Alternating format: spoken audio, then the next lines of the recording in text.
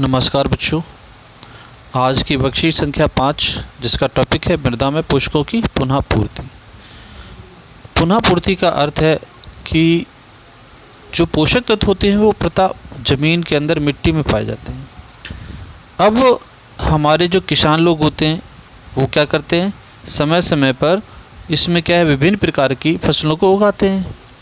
और फसलें क्या होती हैं कि फसलों के माध्यम से पेड़ पौधों के अंदर जो भी ऊर्जा मिलती है, जो भी मोटाई चौड़ाई लंबाई जो भी है पौधों की बढ़ती है, वो इन्हीं पोषकों के माध्यम से बढ़ती है। बच्चों, यदि हम इसको एक उदाहरण से समझें तो ज़्यादा समझ में आएगा। मान के चलो कि आपके घर में एक घड़ा है, उस घड़े में मम्मी ने पानी भर के रखा हुआ है। यदि आप रोज़ उसमें से एक गिलास पानी निकालेंगे तो एक दिन ऐसा आएगा कि वो घड़ा खाली हो जाएगा। तो इसी प्रकार से बेटे, जब किसान अपने खेतों में फसल उगाता है तो एक साल में वो निर्भर करता है कि किस प्रकार की मिट्टी में फसल उगा रहा है, तो 2 से 3 प्रकार की फसलें उगाता है। तो बेटा, जो फसल होती हैं उसके माध्यम से पोषक तत्व जितने भी होते हैं मृदा के वो निकल जाते हैं। तो आपने देखा होगा गांव में जो बच्चे रहते हैं वो देखते हैं अक्सर कि क्या करते हैं कि आज से कई साल पहले लोग उर्वरकों की जगह पर जैविक खाद का प्रयोग करते थे। जैविक खाद जो हमारे घरों में पाए जाने वाले जानवर हैं उनके गोबर और मूत्र से बनती थी। वो क्या करते थे, इस गोबर और मूत्र को एक जगह इकट्ठा करके कई दिनों तक सड़ा लेते थे। जब ये अच्छी तरह से बन जाती थी खाद, तो इसको क्या करते थे, खेतों में डालकर उसको मिट्टी के अंदर मिला देते थे। बेटे, आज का जो टॉपिक है मृदा में पोषकों की पुनः पूर्ति, वो यही हमको बता रहा। चलते हैं, स्टार्ट करते हैं। देखिए, इसमें लिखा हुआ है, राधिका जब अपने निकट के फसल के खेत में भ्रमण कर रही थी तब उसने देखा कि किसान खेतों में खाद फैला रहे हैं। जैसा कि मैंने अभी बच्चों को बताया था कि गांव में क्या होता है, कई दिनों तक गोबर को इकट्ठा करके सड़ा देते हैं, वो खाद बन जाती है, जिसको हम लोग क्या करते हैं, आपने याद होगा, पढ़ा होगा छोटी कक्षाओं में कि लोग वर्मी कंपोस्ट की बात करते हैं। वर्मी कंपोस्ट क्या होती है बेटे, हमारे घरों से जो निकला हुआ कूड़ा कचरा एक गड्ढे में भर के कई दिनों तक सड़ाने की प्रक्रिया होती है, जिसमें छोटे छोटे सूक्ष्म जीव जो होते हैं उस खाद्य पदार्थ को सड़ाकर खाद में परिवर्तित कर देते हैं। तो बेटा, यही खाद जो है ये किसान अपने खेतों में फैला रहा। उसने बगीचे में भी माली को ऐसा ही करते हुए देखा। जो माली होते हैं वो क्या करते हैं, वो भी समय समय पर अपने बगीचे में जो फूलों के पौधे होते हैं या अन्य प्रकार के जो पौधे लगाते हैं उनमें खाद देते रहते हैं। लॉन या गमलों में खाद का उपयोग कर रहे थे। वह सोच में पड़ गई कि वे ऐसा क्यों कर रहे हैं। अब खुद सोचो बेटा, ये ऐसा क्यों कर रहे होंगे। जैसा कि मैंने पहले भी बताया, चलते हैं उर्वरक और खाद, जैविक खाद होती है उसमें अंतर पड़ते हैं पहले तो, कि इन दोनों में अंतर क्या होता है। जो उर्वरक होते हैं बेटे, ये रासायनिक पदार्थ होते हैं, जबकि आपके जो जैविक खाद्य पदार्थ होते हैं वो जीव जंतुओं का अवशिष्ट पदार्थ होता है। वो रासायनिक नहीं होता है, पूरी तरह से पेड़ पौधों की सड़ी गली पत्ती या जीवों का मल होता है। चलिए आगे लिखा है, जो पौधों को, अब जो उर्वरक रासायनिक जो पदार्थ होते हैं उर्वरक, तो वो क्या करते हैं, पौधों को पोषक तत्व प्रदान करते हैं। मुख्य रूप से जो उर्वरक है वो किन किन चीज़ों से बना हुआ है, लिखा हुआ है नाइट्रोजन, फास्फोरस और पोटेशियम जैसे तत्वों से मिलकर बना होता है। इसलिए ये क्या है कि रासायनिक पदार्थ है। जबकि जो जैविक खाद होता है ये हमारे घरों से निकलने वाला अपशिष्ट होता है, चाहे वो हमारे घरों से निकलने वाले सब्जियों के छिलके हों या हमारे घरों से निकलने वाला मलमूत्र हो या जीव जंतुओं का मलमूत्र हो, ये सभी क्या होते हैं, जैविक खाद का निर्माण करते हैं। आइए देखिए इसमें क्या लिखा हुआ है। इन्होंने कहा है कि जैविक खाद जो होती हैं वो पौधों के अवशेष होते हैं, पशुओं के गोबर से प्राप्त होते हैं और पौधों के पोषक तत्व प्रदान करते हैं। जाहिर सी बात है, आपने देखा होगा कि बड़े बड़े जो जंगल होते हैं बेटी, उनमें ना तो कोई माली और ना कोई व्यक्ति जाकर उनको खाद देता है, फिर भी वो पौधे जीवन भर, सदाबहारी पौधे होते हैं, जीवन भर वहाँ पर क्या होते हैं, निरंतर एक जगह खड़े होते हैं और हरियाली भर देते हैं। क्यों? क्योंकि जो पेड़ पौधे होते हैं प्रतिवर्ष अपनी पत्तियों को गिराते हैं, फल उनके वहाँ ज़मीन पर गिरते हैं। तो ऐसे पौधे कि जो पेड़ पत्ती जब ज़मीन में गिरती है तो वर्षा के सीजन के कारण वो पानी के माध्यम से सड़ गल जाते हैं। सड़ गल जाने के बाद जो पत्तियां होती हैं वो जैविक खाद का निर्माण करती हैं। इस प्रकार से जैविक खाद होते हैं जंगलों में भी समय समय पर क्या है, मृदा में पोषक तत्वों की पूर्ति करते रहते हैं। आइए आगे पढ़ते हैं क्या लिखा हुआ है। पादप अपनी वृद्धि और अच्छे स्वस्थ विकास के लिए मृदा अर्थात मिट्टी से समय समय पर क्या लेते हैं, खनिज पोषक तत्व लेते हैं और उनको किसके द्वारा अवशोषित करते हैं, जड़ों के द्वारा अवशोषित करते हैं। अतः मृदा में इनकी मात्रा लगातार कम होती रहती है। ध्यान रहे मैंने बार बार बताया कि जो पेड़ पौधे होते हैं वो मृदा के माध्यम से पोषक तत्वों को जमीन से खींचते हैं जड़ों के माध्यम से। बेटे जड़ों में 2 प्रकार की वाहिकाएं पाई जाती हैं जिनको हम जाइलम और फ्लोएम कहते हैं। जाइलम जो होता है वो जड़ों के अंदर पाए जाते हैं और ये क्या करते हैं, ये जमीन से अर्थात मृदा से, मिट्टी से पोषक तत्वों का, जल का, विभिन्न प्रकार के अन्य पदार्थों का अवशोषण करके पेड़ पौधों के विभिन्न भागों तक पहुंचाते हैं। अब आते हैं फ्लोएम की बात करते हैं।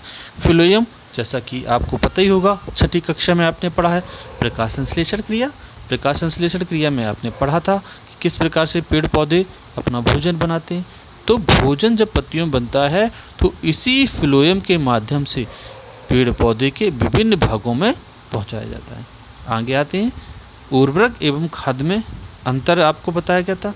जो उर्वरक होता है उसमें विशेषता नाइट्रोजन, फास्फोरस, पोटेशियम जैसे पोषक तत्व पाए जाते हैं, जबकि जो खाद होती है तो मृदा में वो भी क्या होते हैं, ये हमारे वातावरण की जो नाइट्रोजन, फास्फोरस मृदा में पाए जाते हैं वो क्या है, इनको अपने आसपास वातावरण से, हवा से अवशोषित करते हैं।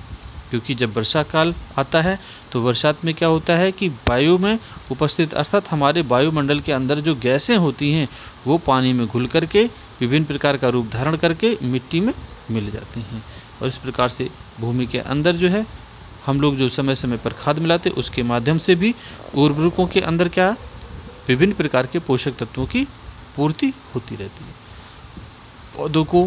पौधों को सभी पादप पोषकों में से नाइट्रोजन की अधिक मात्रा में आवश्यकता होती है। ध्यान रहे बेटे, हम लोग जब भोजन करते हैं तो सबसे ज़्यादा हम लोग क्या खाते हैं, सब्जी और रोटी, और सब्जी और रोटी में सबसे ज़्यादा रोटियों की मात्रा होती है।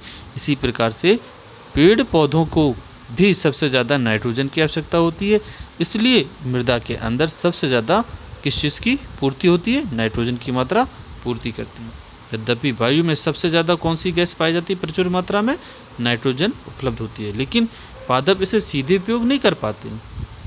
जैसे कि यदि आप बात करते हैं कि जो हमारे खेतों से जो फल आते हैं, जो कच्ची सब्जियां होती हैं, यदि आप लौकी को कच्ची खाएंगे तो शायद ना खा पाएँ, जब तक हम उसको पूरी तरह से पकाना है। इसी प्रकार से क्या होता है कि जो मृदा होती है वातावरण में उपस्थित नाइट्रोजन को उसको सीधे नहीं प्राप्त करती है, वो इसको क्या करती है बेटा, इसको नाइट्रोजन को पानी के अंदर, जैसे मैंने कहा वर्षा काल में क्या करते हैं, ये जो नाइट्रोजन जो है वो पानी के साथ मिलकर, ऑक्सीजन के साथ मिलकर नाइट्राइट या नाइट्रेट का रूप धारण करती हैं।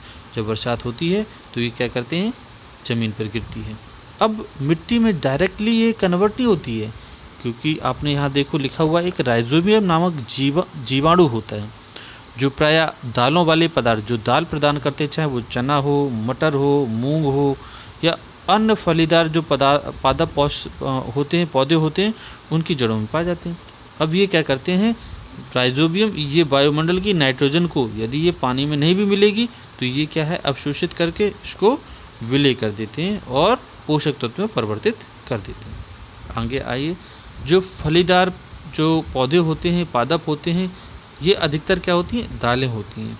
और अधिकतर दालें जो हमें किससे मिलती हैं, जिनमें फली का मतलब जैसे मटर की फली होती है, चने की फली होती है, या मूंग की फली होती है, मसूर की फली होती है। तो ऐसे पौधे जो होते हैं वो क्या होते हैं, फलीदार पौधे कहलाते हैं। और विशेष तौर से इनकी जड़ों में जो जीवाणु पाया जाता है उसका क्या नाम है, राइजोबियम। राइजोबियम अपना भोजन स्वयं नहीं बना सकता है। तो ध्यान रहे, आपने 6ठी कक्षा में पढ़ा था कि जो जीव अपना भोजन स्वयं नहीं बनाते हैं वो परपोषी अर्थात दूसरों पर और दूसरों से पोषण लेकर अपना, ठीक है, जीवन यापन करते हैं। तो बेटा फलीदार पौधे बैक्टीरिया को भोजन और आश्रय दोनों प्रदान करते हैं, तो ये कैसा संबंध कहलाएगा? सहजीवी संबंध।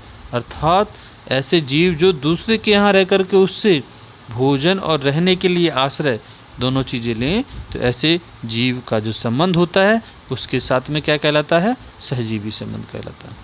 सहजीवी संबंध को हम यदि लिखना चाहें, यदि आपसे पूछा जाए परीक्षा में कि सहजीवी संबंध क्या है, तो बेटे कैसे लिखेंगे? तो लिखेंगे दो जीवों का मध्य संबंध, दो जीवों के मध्य संबंध जिसमें दोनों जीव आवास और पोषण के लिए परस्पर लाभान्वित होते हैं, सहजीवी संबंध कहलाता है। यहाँ पर बेटे आपका चैप्टर खत्म होता है।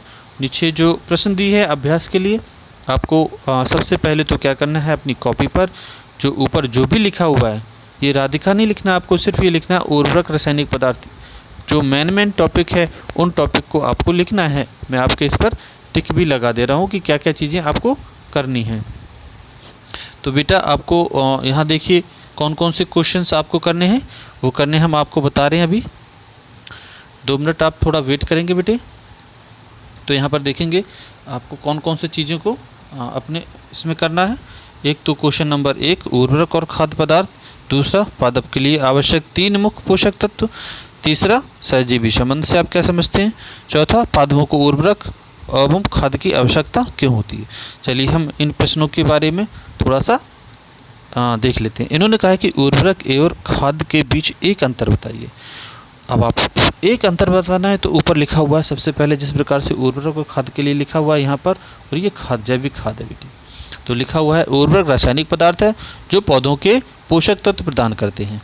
तो बेटा यहाँ पर जो है आपको क्या करना है, जो मैंने अंडरलाइन ये हाईलाइट किया हुआ ये चीज़ें आपको लिखना है। जिस प्रकार से इन्होंने अपना खाने बना करके लिखा, इधर लिखेंगे ऊपर साइड में आपको उर्वरक और इधर लिखेंगे जैविक खाद या खाद से लिखेंगे। खाद क्या होती है?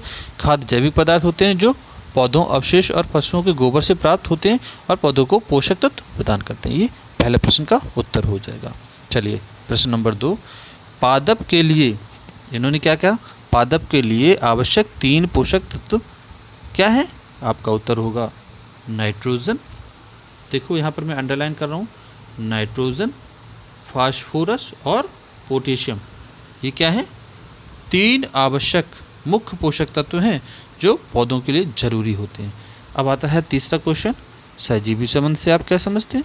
सहजीवी संबंध बेटा अभी आपको मैंने यहाँ बताया कि सहजीवी संबंध क्या होता है, दो जीवों के मध्य जो संबंध जिसमें दोनों जीव आवास और पोषण के लिए परस्पर लाभान्वित होते हैं, क्या कहलाते हैं?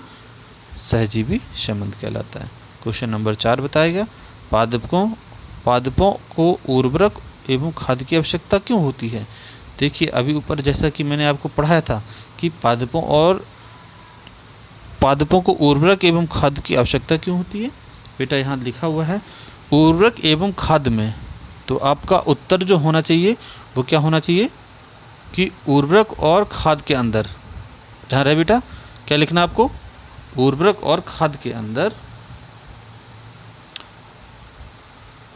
मैंने बताया बेटा उर्वरक और खाद के अंदर, जो मैं हाईलाइट कर रहा हूँ उर्वरक एवं खाद के अंदर, ठीक है, क्या पाए जाते हैं? नाइट्रोजन, फास्फोरस, पोटेशियम जैसे पोषक तत्व हैं।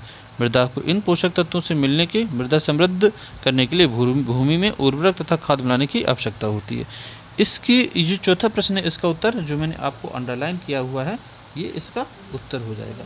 देखिए मैंने कौन सा अंडरलाइन कर रहा हूँ, जो ये गोले में किया, ये क्वेश्चन नंबर आपका 4 है, इसका उत्तर है। अभी आपको मैं लिख दे रहा हूँ, ये क्वेश्चन नंबर 1 हो गया आपका, ठीक है। इसके बाद क्वेश्चन नंबर 2 जो है वो आपको इसी में क्वेश्चन नंबर इसमें 3 के और 2